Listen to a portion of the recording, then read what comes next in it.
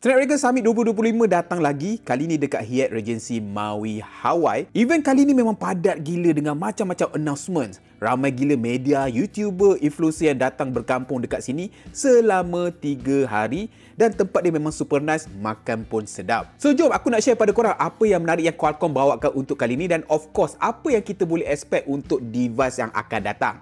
Let's go. First, untuk smartphone. Kali ni mereka bawakan Snapdragon 8 Elite Gen 5. Chipset flagship paling premium dan juga power daripada Qualcomm ketika ini. So power juga kan, tapi apakah hal pelik berbenar nama dia tu kan? Snapdragon 8 Elite Gen 5. Yang tahun lepas ataupun yang sekarang adalah 8 Elite sahaja. So mana Gen 2, 3 dan 4? So diorang pun ada explain pasal nama tersebut sebab diorang dah tahu orang akan tanya pasal nama kan. Basically explanation dia simple je. Kalau korang boleh recall sebelum adanya nama Elite ni, Snapdragon yang last kali adalah Snapdragon 8 Gen 3, betul? Lepas tu yang tahun lepas dan juga sekarang ni Snapdragon Elite sahaja. Tapi diorang lupa nak letak Snapdragon Elite Gen 4.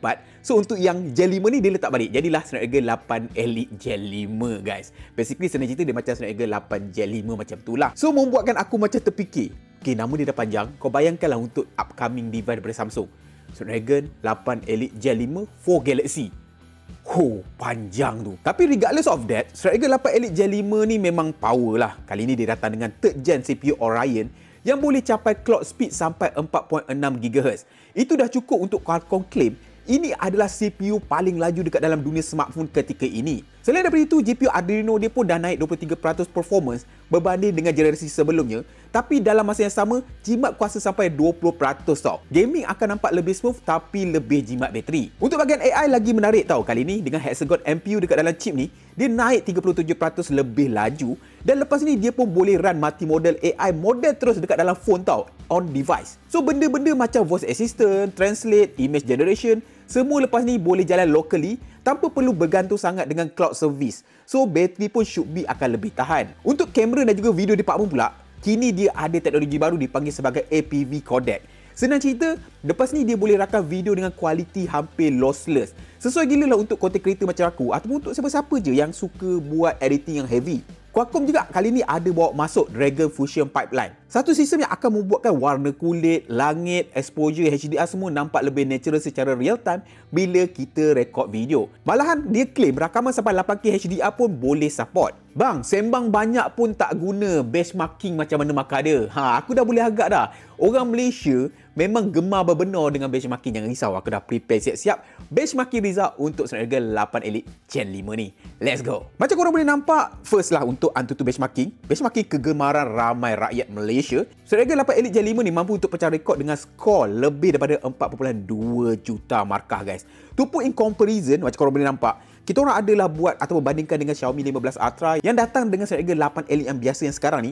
So result dia 1 juta lebih markah over lah lebih dengan yang sekarang ni. Untuk Geekbench 6 pula, single core dapat 3,800, multi core dapat lebih daripada 12,000. Lepas tu untuk AI Mark Benchmark, skor dia lebih daripada 379,000 point. Ranking nombor 1 kalahkan 99% phone lain dekat dalam pasaran ketika ini. Ada juga kita orang test AI LLM benchmarking, dia dapat markah lebih daripada 900,000. So kesimpulannya dekat sini kita boleh nampak yang Snapdragon 8 Elite Gen 5 ni memang powerful gila lah.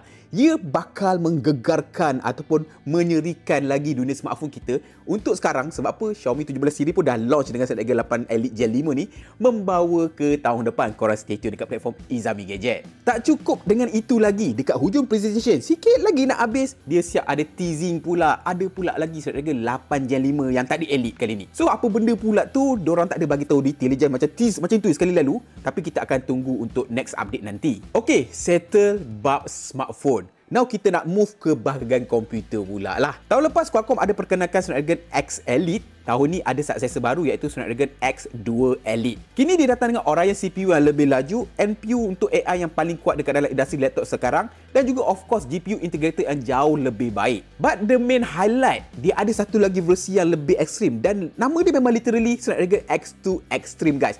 Di mana yang dekat sini Qualcomm cuba nak tunjuk yang diorang memang all out bab performance lah. Dan aku boleh katakan lah lepas tengok dia punya presentation dan juga benchmarking, ia bakal mengketar-ketirkan Intel, AMD dan mungkin juga Apple Silicon laptop lepas ni guys. Dan macam aku cakap tadi, dan nama dia pun Snapdragon X2 Extreme, memang untuk hardcore user yang nak performance all out. Untuk yang Extreme ni dia masih lagi pakai 18 core, tapi beza dia Prime core dia boleh boost sampai 5.0 GHz. Ini adalah kali pertama tau CPU ARM yang kompatibel untuk laptop dapat capai kelajuan setinggi ini.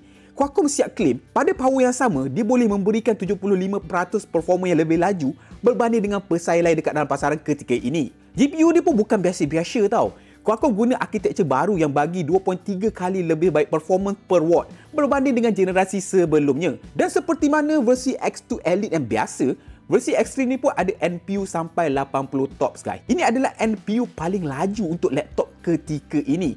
Bezanya untuk yang Extreme ni dia datang dengan memori bandwidth lebih tinggi sampai 228GB per second tau. Dan jujur cakap, aku ni bukanlah PC guy sangat, orang komputer sangat. Tapi lepas tengok presentation dan juga dia punya benchmarking, keynotes dia, aku boleh katakan ia sangat-sangat promising guys. So tak nak cakap banyak, jom aku payung korang result daripada benchmarking untuk Snapdragon X2 Elite Extreme ni.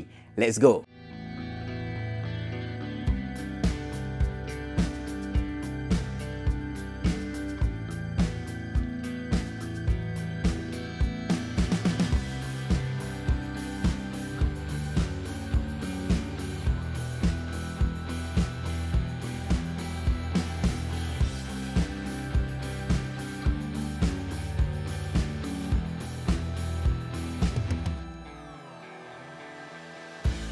Dan di kesempatan itu juga, masa event ni Qualcomm sempat untuk tease reference design laptop dan juga mini PC yang pakai chipset baru ni. Aku tengok sendiri memang nice gila, warna merah semuanya guys, memang ong lah. Tapi yang paling menarik, dua CPU, so-called CPU ni lah kan, memang slim dan juga ringan gila guys.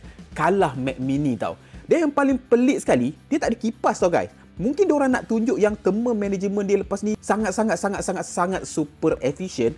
So aku boleh katakan kalau benda ni masuk pasaran nanti memang lain macam. So basically itulah dia recap daripada Snapdragon Summit 2025 dari Maui Hawaii guys. Untuk upcoming device kita boleh expect phone flagship dengan Snapdragon 8 Elite Gen 5 yang confirm lebih laju, lebih jimat bateri dan juga lebih AI centric. Dan untuk laptop ataupun komputer pula, Snapdragon X2 Elite ataupun X2 Elite Extreme series yang menjanjikan performance macam desktop dalam body slim dan juga lebih senyap. So kalau korang rasa hype macam aku, stay tune untuk device-device ataupun upcoming device yang akan menggunakan chipset-chipset ni nanti dekat Blackbox Exam Gadget ni.